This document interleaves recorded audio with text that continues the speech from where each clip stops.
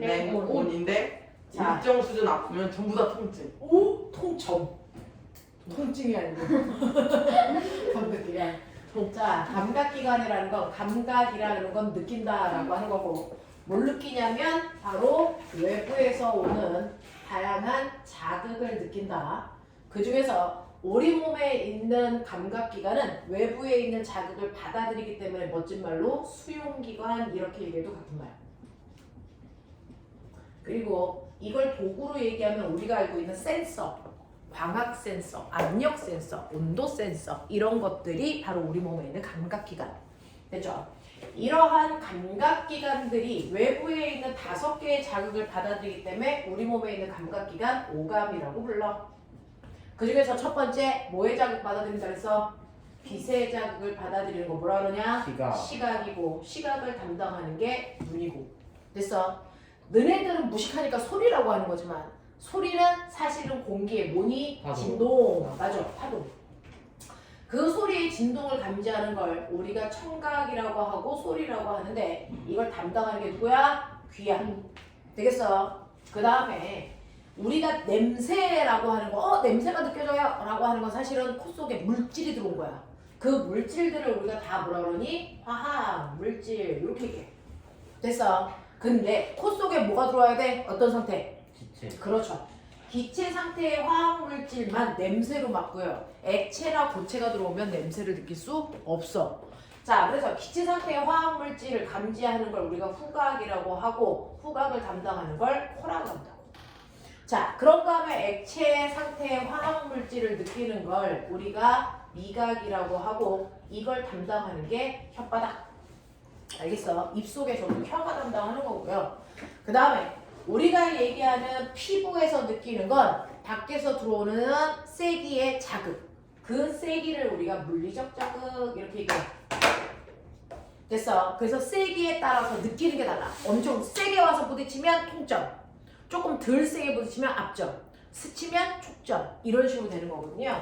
그걸 담당하는 걸 우리가 촉각이라고 하고 이건 피부에서 담당. 그 피부에서 같은 넓이당 잘랐을 때 우리가 느낄 수 있는 물리적 자극이 5개 있다 그래서 그게 뭐라고? 통합. 통, 압, 촉, 냉, 온. 자, 그러면 이렇게 같은 넓이당 통점의 개수가 제일 많아서 통각이 제일 민감해. 알죠? 그러면 우리 어떤 피부를 잘랐는데 다리 면적당 통각이 6개 있다고 쳐. 그럼 온몸에 다 똑같은 넓이로 자르면 통각이 6개 있어? 아니라 그랬죠. 그 부위에 따라서 민감한 정도가 다르기 때문에 분포하는 개수가 달라. 어디가 제일 민감하다고? 머리, 손끝. 코. 손끝. 머리가 제일 민감할까? 손끝, 입술 여기가 같은 넓이다. 됐어. 이 피부 감각의 개수가 제일 많아서 제일 민감한 부분이고요. 이 머리통. 됐어. 이 팔꿈치 이런 데는 좀 둔한 편이고. 그 다음에 내장에 있다 없다?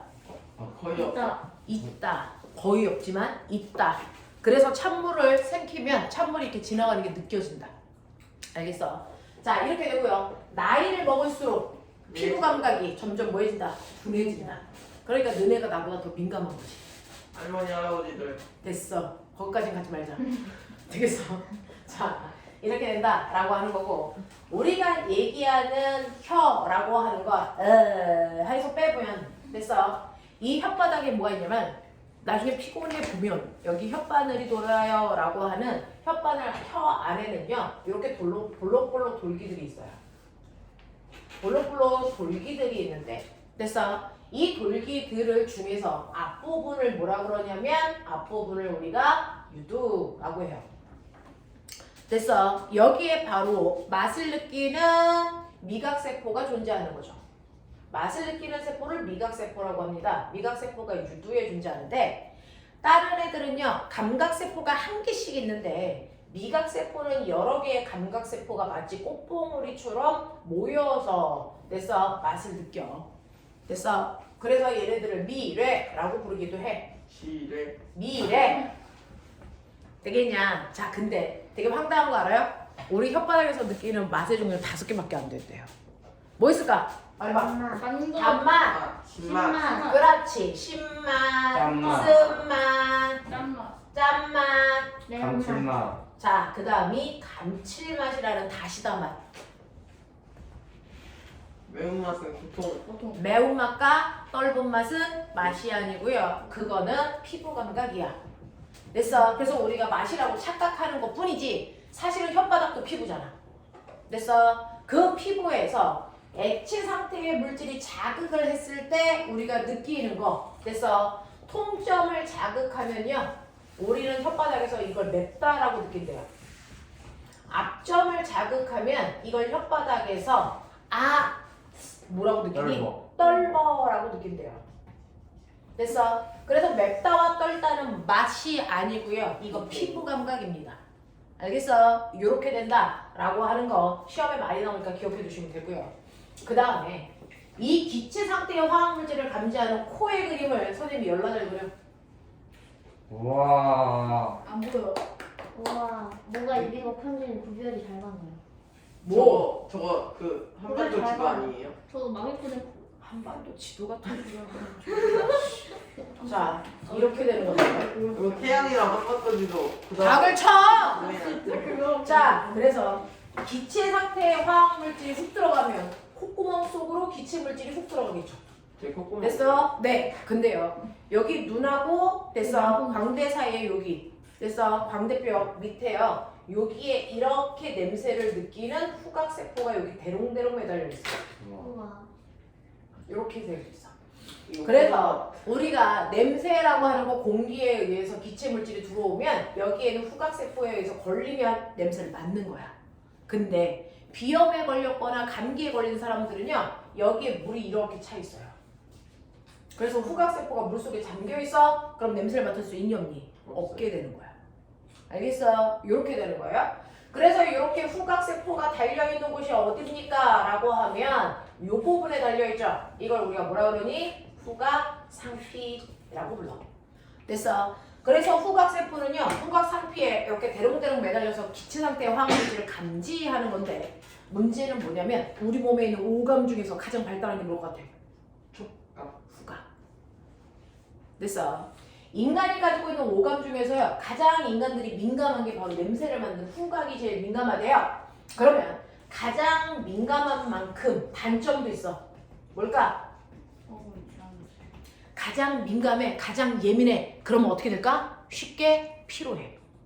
됐어. 쉽게 피로해진다고요. 그러면 쉽게 피로해진다는 게 무슨 뜻이야?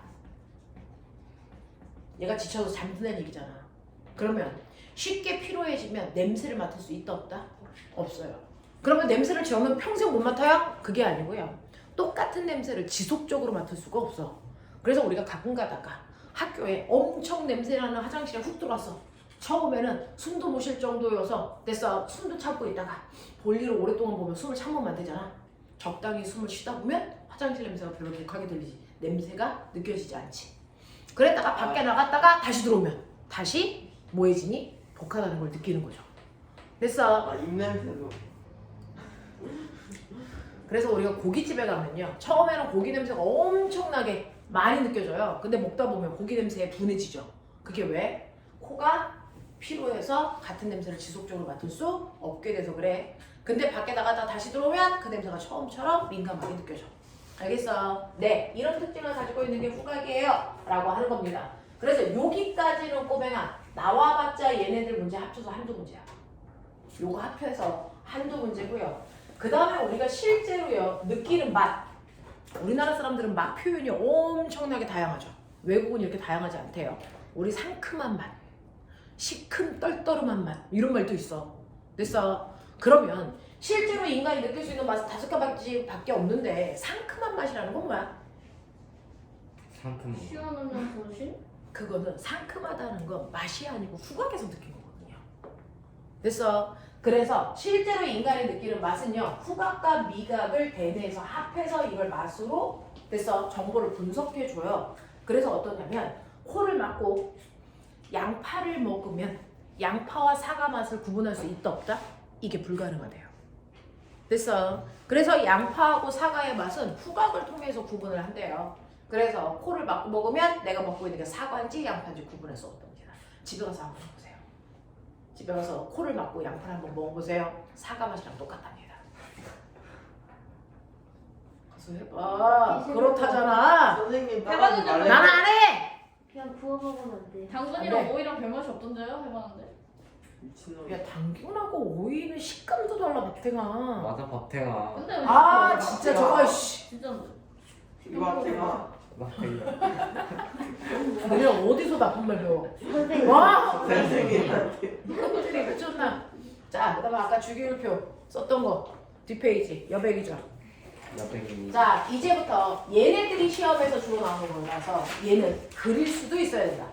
그래서 부위마다 명칭도 알아야 되거든요. 우와. 그러니까 한 번만 선생님을 따라서 그리면 돼.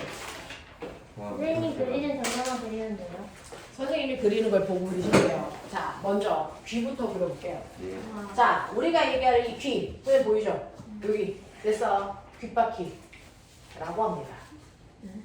그 다음에 귀 속으로 들어가는 길을 바깥에서 귀 쪽으로 들어가는 길이에요. 바깥 외자, 귀 이자, 길 도자, 외도 이렇게 돼요. 됐죠? 그리고 나서 공기의 진동이 들어가면 그 진동을 첫 번째로 감지하는 막이 있어요. 눈에 끼는 렌즈보다 더 얇아요. 이 막의 이름이 아무도 몰라. 고막. 그래서 진동이 들어오면 이 고막이 띵 하고 떨리는 거야. 그것 때문에 소리를 듣는 거야. 그리고 나면 그 다음에 볼록 튀어나온 부분이 있어요. 이거를 우리가 귓속뼈. 이 귓속뼈는요. 고막에서 느낀 진동을 크게 증폭시켜주는 역할을 해요. 소리를 증폭시켜주는 역할을 해서 소리를 더 잘 들을 수 있게끔 한다. 얘 이름이 귓속뼈야. 됐어. 그리고 나면 이 고리 세 개가 이렇게 모여있는 부분도 있고요. 그래서 전반적인 구조 보셔야 되니까 그릴게요. 얘가 이렇게 생긴 게 귀입니다. 멋지죠? 해! 이렇게 그리는 거야. 화면형처럼 생겼어요. 모르는 거야. 오 진짜. 이게 귀야. 귀 속에 이렇게 되어 선생님 이거 있어. 닭고기 같아요. 됐어! 좀. 마법천 때문에 지금 딱 잡아. 자, 그랬을 때 얘 이름은 뭐냐면요. 고리가 반쪽이 됐어. 반쪽짜리 고리들로 되어 있어요. 그래서 반고리가. 그 다음에 여기는 전정기관. 얘 잘 봐. 뭐처럼 생겼냐?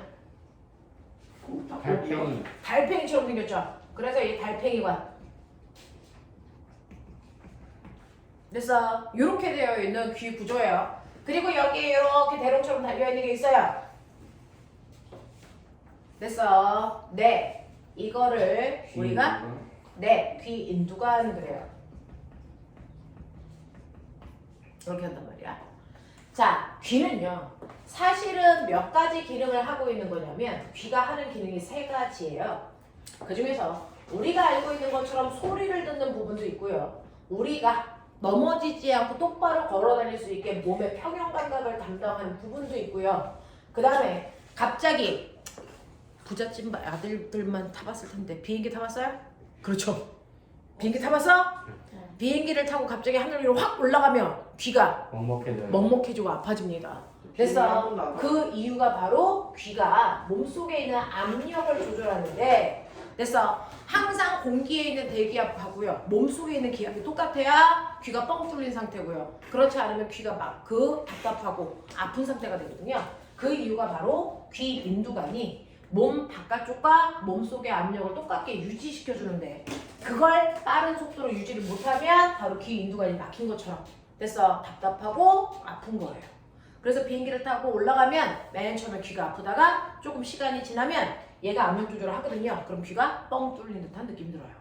알겠어? 그래서 압력 조절을 하는 곳은 귀 인두관이에요 라고 하는 거예요. 그 다음에 몸의 균형을 담당하는 부분이 뭐냐면 소리하고 전혀 상관없이 몸의 균형을 담당하는 게 아니거든요.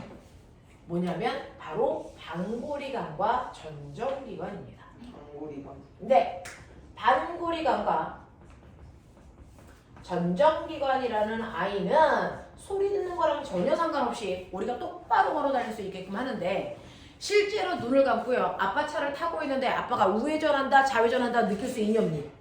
느낄 수 있어. 왜?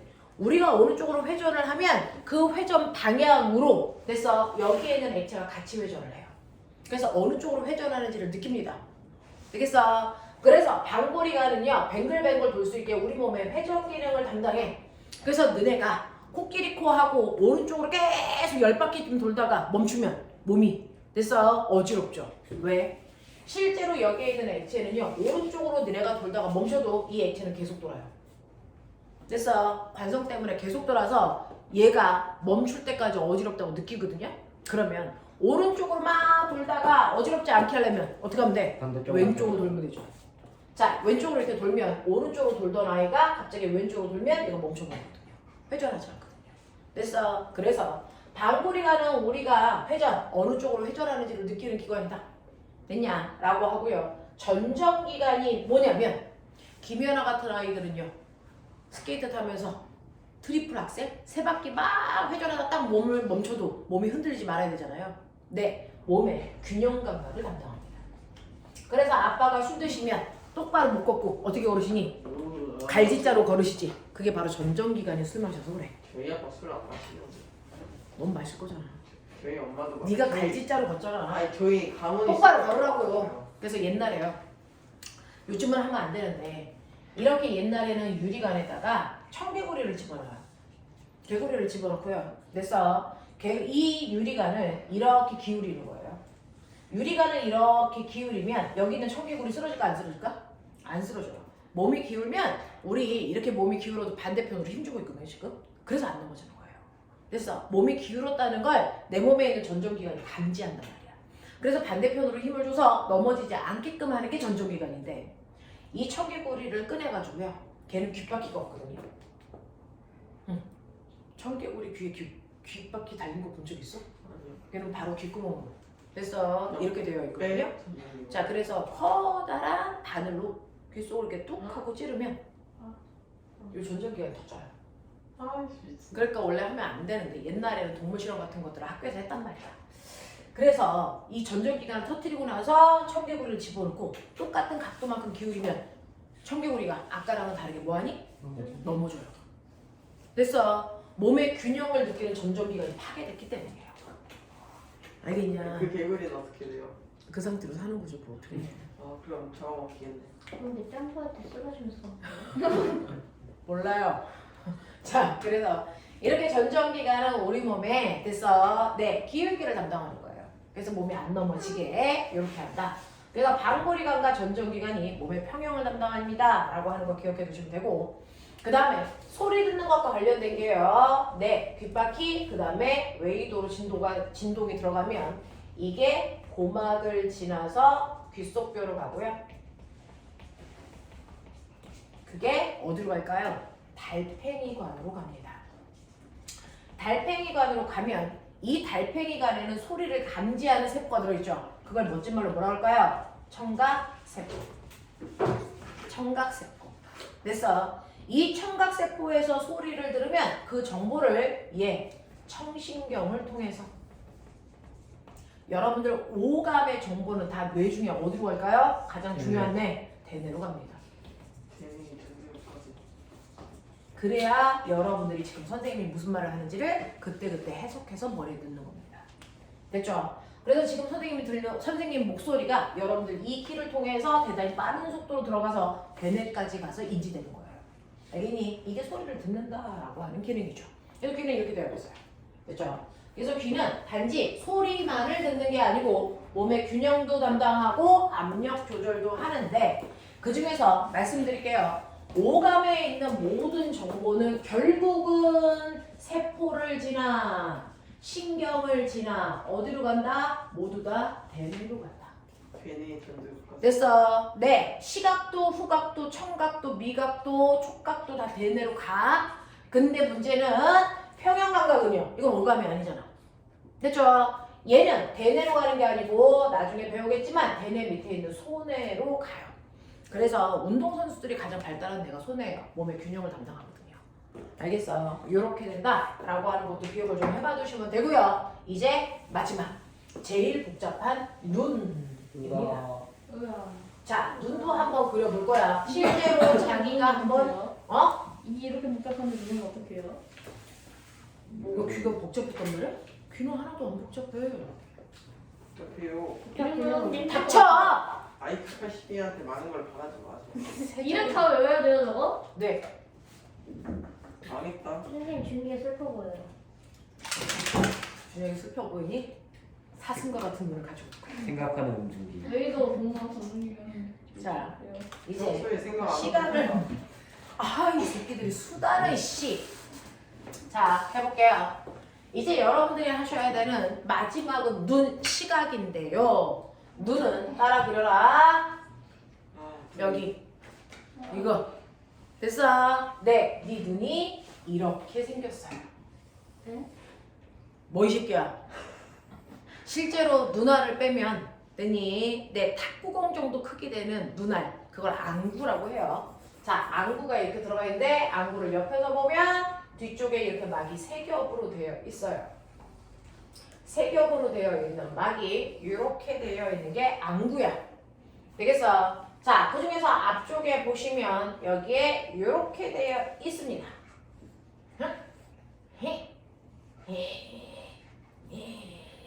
이게 안구야, 안구. 도토리. 도토리 같은 소리 하고. 야, 선생님 그림 보고 따라 그려. 책 보지 말고. 책은 별로 자세히 안 나왔어. 선생님 그림이 진짜야. 비슷한데요, 선생님. 선생님 그림이. 너 자꾸 책 보고 그릴래? 선생님 그림 보고 그려. 근데 선생님 그림이 진짜라고. 선생님 그림 보고 그리니까 이렇게 되는데요. 그래. 그게 진짜 그림이지. 야, 그리고 그 넓은데 크게 그리면 되지. 박태가. 선생님 그림 예쁘죠? 누워있는 펭귄처럼 생겼죠? 도토리 같은데. 도토리에 밤. 올챙이 아니에요? 허리가 이렇게 저기 붙잡고 위에 있어? 보면 생긴 누가 것 같아요. 올챙이 올챙이 같은 소리하고 하지. 닮았다. 가오리는 좀 비슷하다. 가오리. 입이라도 그리세요. 누워있는 펭귄이야. 아, 해파리 닮았어요. 뭐? 저기 해파리 내 달려있는 거랑. 해파리가 이씨. 해파리 본 적도 없으면. 저 봤어요, 해수욕장. 네가 먹는 거 해파리밖에 안 봤잖아. 해파리 냉채할 때. 유튜브에서 봤는데. 아닌 거. 완벽해. 완벽하게 그렸어? 이거 한 번만 그리면 돼. 별거 없어. 약간 됐어. 실제로요, 눈에 보면 바깥쪽에 달걀도요, 달걀 껍질 때문에 안에 있는 형태가 유지되는 거잖아요. 눈도 밖에 있는 요 껍질 때문에 눈의 형태가 유지되는데 가장 바깥쪽에 있는 이 껍질을 공막이라고 불러요. 얘가 바로 눈의 형태를 유지해주고요, 눈을 보호해주는 역할을 합니다. 이게 공막이에요. 그러니까 공막을 여러분들이 까면 눈알이 터져요. 그냥 뒤져요. 뒤지진 않아요. 그냥 그래서 공막은 달걀 껍질 같은 역할을 한다. 눈의 형태를 보호하는 역할을 한다. 기억해둬. 그 다음에 두 번째 그 안쪽에 있는 걸 우리가 이걸 뭐라 그러냐면 맥락막, 맥락, 막. 기억이야. 맥락, 막. 나가면 찐따 된다. 저 새끼가 좀 몇 대 맞을 때가 됐는데 내가 참고 있는 중이지. 안 때린다면서요. 내가 언제 때렸어? 아파요, 내가 울렸어요. 잘못 본 거야. 맥락막은요. 실제로 밖에서 이렇게 눈으로 빛이 들어와서 상이 맺혀야 돼요. 자, 그럼 빛이 밖으로 나가면 되니 안 되니? 안 되죠. 눈 안쪽에 빛이 갖춰져 있어야 상이 맺힐 거 아닙니까? 그래서 빛이 밖으로 못 나가게 해요. 마치 사진기 틀처럼 어둠 상자 역할을 해요. 밖으로 빛이 못 나가게 안에 빛을 가둬두는 역할을 한다. 만약에 여러분들 눈에 맥락막이 없으면 어떻게 될까? 빛이 들어왔는데 뒤통수로 그냥 나가. 그러면 너네 얼굴이 랜턴이 되는 거죠. 우와. 되겠어. 뒤쪽으로 빛이 막 나가고 있어. 신기한 일이 발생하는 거죠. 그래서 맥락막이요. 눈으로 들어온 빛이 밖으로 못 나가게 막아주는 역할을 한다. 그래서 상이 잘 맺힐 수 있게끔 한다. 라고 하는 거고요. 가장 안쪽에 있는 얘가 주인공. 얘가 바로 그래서 옛날 사진기의 필름 역할을 했던 망막입니다. 여기에 시세포가 있어서 뭐? 어둠 상자예요? 네, 어둠 상자. 어둠 사춘기. 뭐래? 여기서 갑자기 사춘기를 왜 가? 네 아니에요. 자, 그래서 이렇게 망막에는 빛을 감지하는 시각세포가 있어서 여기에 바로 상이 맺힙니다. 근데 이러한 망막은요, 들어만도 시각세포가 망막 전체에 고르게 분포하는 게 아니고요. 특정한 곳에 시각세포가 많이 분포하고 어떤 부분에는 아예 시각세포가 없어. 그러니 시각세포가 많이 분포하는 이 부분, 여기를 우리가 뭐라 그러냐면 황반이라고 불러. 됐어? 그래서 이렇게 시각세포가 많이 분포하는 황반이라는 곳에 상이 맺혀야 물체가 잘 보이는 거야. 시각세포가 없는 여기를 우리가 뭐라 그러냐면 맹인과 같은 역할을 해요. 맹점. 여기는 시각세포가 없어서 빛이 모여도 상이 맺히지 않아. 물체를 볼 수가 없어. 알겠냐? 이렇게 되는 거야. 자, 그러면 여기 이제 뒷부분에 막 세 개는 뭔지 알았어요? 됐죠? 자, 앞부분을 볼게요. 눈 뒷부분에는 공막이라는 게 눈의 형태를 보호한다면 앞부분에서도요, 눈을 보호해주는 바깥쪽 껍질이 필요해요. 이게 바로 공막이 변한 각막이라는 거야. 그래서 들어봤지? 각막이식 수술. 됐어? 라고 하는 이 각막은요, 공막은 달걀 껍질처럼 하얀데 각막은 투명해요. 빛이 잘 들어가게끔 되어 있고요. 공막이 바뀐 걸로 눈의 앞부분을 보호해주는 역할을 해요. 그래서 이렇게 각자 눈 안에다가 손을 이렇게 놓고 각막을 만져도 아무렇지도 않아요. 됐어? 만져줘? 세균 들어가잖아요. 우리 눈에서는요, 각막에 먼지나 세균 들어와도 됐어? 이것들이 안으로 못 들어가게 점액질의 물질로 닦아버려요. 됐어? 네. 그래서 눈곱도 끼는 거고요. 됐어? 눈곱이라는 게 먼지가 쌓여져 있는 거예요. 자, 요런 역할을 하고 그 다음에 여기에 있는 얘가 주인공. 얘 누굴까? 이게 됐어? 수정체라는 아이야. 수정체인데 이 수정체가 너네 초등학교 때 렌즈 배웠죠? 무슨 렌즈처럼 생겼어? 볼록 볼록렌즈의 역할을 해. 볼록렌즈는 빛을 퍼뜨리니 모으니. 모아요. 그래서 망막에 빛이 모여서 상이 맺히게끔 해주는 역할을 하는 거야. 그래서 수정체는 그래서 볼록렌즈의 역할을 한다. 그래서 빛을 모아준다. 그래서 정확하게 상이 망막에 맺힐 수 있게끔 해주는 역할을 바로 수정체가 하는 거죠. 됐죠? 근데 그 수정체 앞에 보면 꼬맹아 요거 보여? 이게 바로 너의 눈동자 색깔을 결정하는 얘 이름이 홍채다. 우리는 홍채의 색깔이 갈색, 검정색, 그래서 밤색 요 정도의 계통을 가지고 있는데요. 외국 애들은 이게 무슨 색? 노란색, 파란색, 초록색 뭐 이런 것도 있죠. 나도 혼자 파란색으로 바꾸고 싶다. 렌즈. 파란색, 파란색 검정색. 좋은 생각이야. 렌즈. 샌즈. 닥쳐.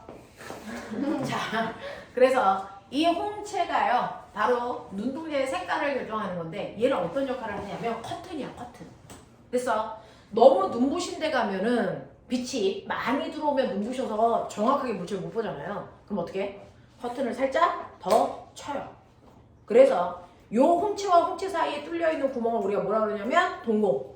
동공의 크기를 줄여서 빛이 조금만 들어오게끔 해주는 거야. 그랬다가 어두운 데 가면 홍채가 수축해요. 그러면 동공이 커져요. 그럼 빛이 많이 들어와서 어두운 데도 잘 보이게 해주는 거야. 그래서 여러분들이 보시는 것처럼 홍채는요, 우리 눈에 들어오는 빛의 밝기를 뭐 해준다? 조절해주는 역할을 해. 그래서 홍채와 홍채 사이의 구멍이 바로 동공이거든요. 동공의 크기 조절을 한다고요. 예를 들어서 여러분들이 눈이 이제 정면에서 보면 이렇게 되겠죠. 자, 이렇게 되는데, 자, 그 중에서요, 이건 흰자, 그 안에 있는 검은 자. 근데 잘 보시면 검은 자 안에 더 까만 게 보이지? 보이냐? 검은 자 안에 더 검은 게 들어가 있어요. 됐어? 실제로 여러분들이 눈동자가 까매요 라고 하는 이 바깥쪽이 바로 홍채가 보이는 거고요. 이게 홍채고요.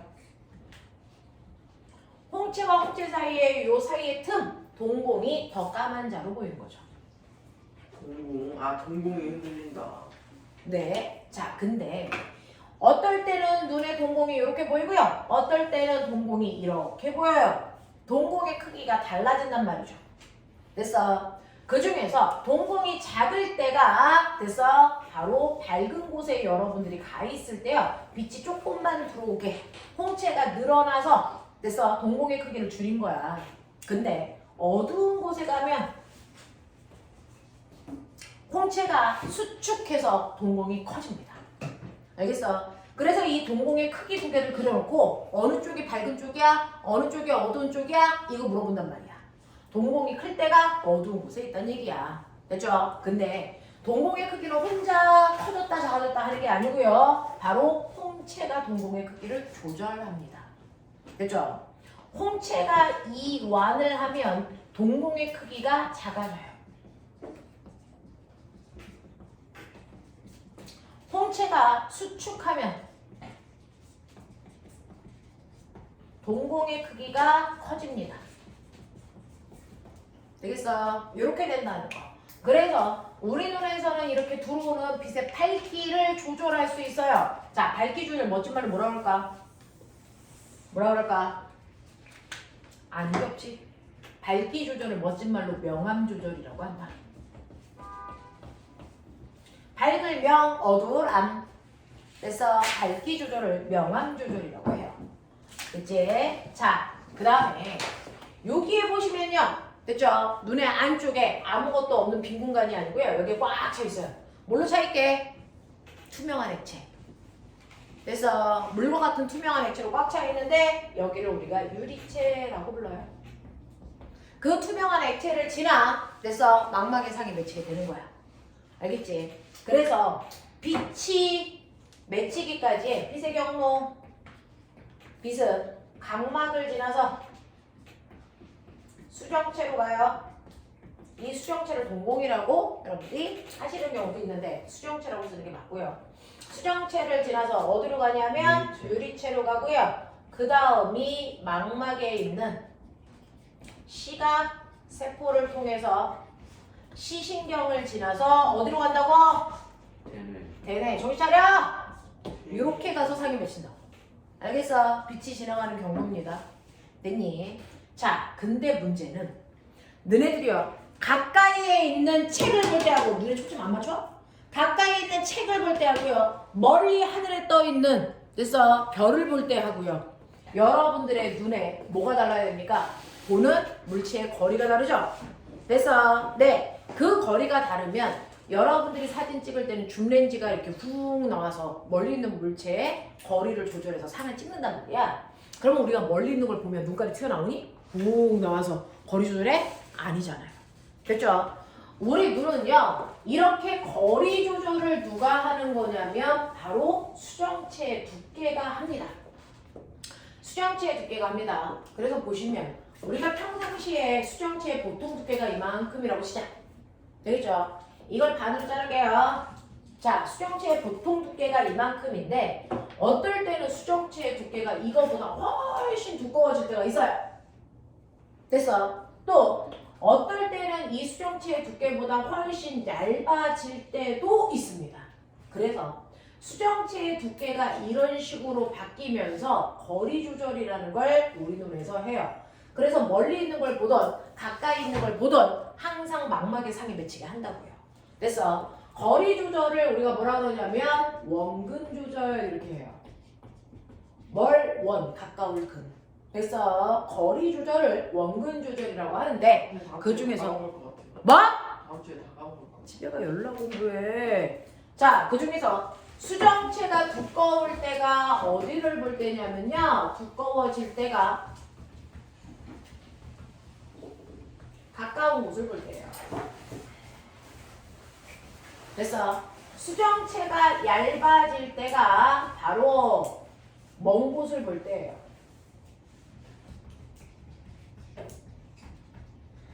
이렇게 돼요. 됐어. 그래서 여러분들에게 뭐 가까이 있는 걸 볼 때 수정체는 두꺼워져야 되고요. 멀리 있는 곳을 볼 때는 수정체가 얇아져야 되는데 문제는 수정체는 절대로 혼자서 움직일 수 없어요. 근육이 아니라서. 그러면 수정체를 누가 얇게 했다가 두껍게 했다 하는 줄 아세요? 여기 보시면. 됐죠? 선생님의 섬세한 그림 봐. 보이죠? 이게 바로 모양체라는 겁니다. 아, 요즘 모양체라는 단어 안 쓰나? 선모체라고 쓰나? 너희 책에 선모체야 모양체야? 선모체예요. 선모체요. 여러분 수정체 옆에 선모체라는 게 있어요. 이 선모체가 수정체의 두께를 조절해줘요. 당겼다 놨다 당겼다 놨다 이거 하거든요. 되겠어? 그 중에서 수정체가 두꺼워지기 위해서는 선모체도 뭐 해야 된다? 수축합니다. 됐어? 얇아지기 위해서는 선모체도 뭐 한다고요? 이완하면 수정체가 얇아져요. 됐어? 그래서 이렇게 수정체와 선모체가 두께 조절이 되면 이거 가지고 우리가 볼 수 있는 물체의 원근 조절을 하는데 문제는 이 선모체가 늙어. 그러면 근육이 힘이 팽팽하게 못 줘요. 선생님도 이제 그렇게 되는데 근육의 수축 정도가 옛날만큼이 안 된다고. 근육이 늘어난다고. 그럼 어떻게 해? 이거는 잘 못 당기겠죠. 그럼 어떻게 됩니까? 시력이 낮아져요. 자, 네, 시력이 떨어지는데 자, 그 시력이 떨어져서 다른 사람에 비해서 이게 너무 두꺼워지거나 너무 얇아질 때도 있는데 나이가 먹으면 얇아지는 거고 여러분 때는 너무 두꺼워져 있는 거예요. 됐어? 이 수정체가 너무 두꺼워지면 어떤 일이 발생할까요? 멀리 있는 게 너무나도 볼록렌지가 된 거죠. 그래서 빛이 급하게 빨리 모여요. 빛이 급하게 빨리 모이면 됐죠? 실제로 빛을 감지할 수 있는 시각세포는 망막에 있는데 망막보다 훨씬 앞에서 상이 맺혀버린 거야. 그러면 이 물체 볼 수 있니 없니? 이게 잘 안 보여요. 됐어? 그래서 너네들이 안경을 지금 쓰고 있는 거예요. 되겠냐? 그래서 여러분들이 안경을 쓰는 이유는요. 됐죠? 바로 수정체가 너무 두꺼워서 상이 앞에 맺혔기 때문인데 그래서 너네는 가까이 있는 거는 그나마 잘 보이니? 멀리 있는 게 그나마 잘 보이니? 가까이 있는 거가 그나마 안경 안 쓰고도 보이죠? 가까울 근자, 볼 시자. 그래서 여러분들은 근시예요. 가까이 있는 것만 잘 볼 수 있는 눈 근시를 갖게 되는데 그 근시가 생기는 이유가 수정체가 정상인 아이들에 비해서 너무 두꺼워졌기 때문이야. 그래서 상이 망막보다 앞에 맺혔기 때문이야. 그럼 이거 교정하려면 지금처럼 안경 쓰셔야 돼요. 그러면 안경의 용도는 뭡니까? 라고 하면 수정체가 너무 두꺼워졌으니까 됐죠? 수정체를 대신해서 빛을 퍼뜨려 줄 수 있게끔 하는 오목렌즈를 끼는 거야. 오목렌즈로 만든 안경을 끼면요. 오목렌즈에서 빛을 많이 퍼뜨려요. 그러면 수정체에서 아무리 빛을 빨리 모아도 망막까지 가서 빛이 모일 수 있게 됐어? 해주는 거거든요. 그래서 여러분들 같은 근시는 앞에 오목렌즈로 만든 안경을 껴서 빛을 일시적으로 퍼뜨려 줍니다.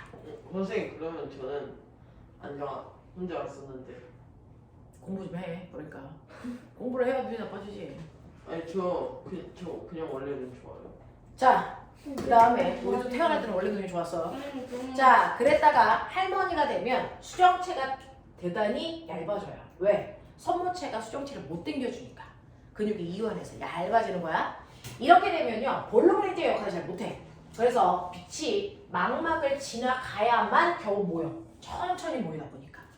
그래서 이렇게 망막의 뒤쪽에 빛이 모이면 시각세포가 어쨌든 간에 얘를 감지를 못해요. 잘 안 보여요. 그래서 이런 눈을 가지고 있으면 할머니들은 가까이 있는 건 잘 못 보지만 멀리 있는 건 그나마 볼 수 있는 뭘 원자를 쓰는 원시가 되는 거죠. 원시. 그래서 이러한 원시를 뭐야? 뭐? 근시랑 원시가 두 이러한 원시를 교정하기 위해서는 뭡니까? 얘가 너무 얇아졌으니까 두꺼워 무슨 렌즈를 껴야 됩니까? 볼록 렌즈를 껴야죠. 선생님이 안경 안 그래서 할머니 안경은 그래서 돋보기 안경이라는 얘기가 볼록 렌즈를 만들었기 때문이야. 무슨 말인지 알겠어?